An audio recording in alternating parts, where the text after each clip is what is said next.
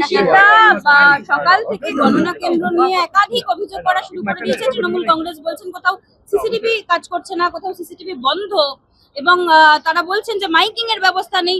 এটা কিরকম নির্বাচন কমিশনের অ্যারেঞ্জমেন্ট, এটাকে কিভাবে দেখছেন? এই নির্বাচনে একটা জিনিস দেখা গেছে, বিজেপি যতবার কোর্টের কাছে যায়নি, কোর্টে স্বর্ণাপন্ন হয়নি, ততবার তৃণমূল হয়েছে।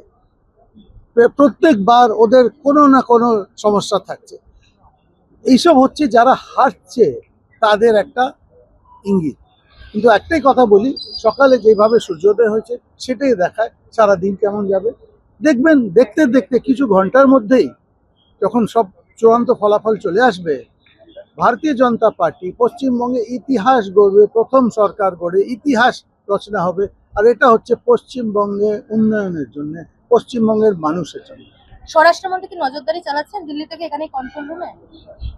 দেখুন, আপনারা দেখেছেন আমাদের দেশের জাতীয় স্বরাষ্ট্রমন্ত্রী শ্রী অমিত শাহজি এই নির্বাচনে যেইভাবে এখানে পশ্চিমবঙ্গে মাটি কামড়িয়ে বসেছিলেন, অবশ্যই উনি কন্ট্রোল রুমের দিকে ওনার নজর, আর মিনিট টু মিনিট রিপোর্টিং হচ্ছে।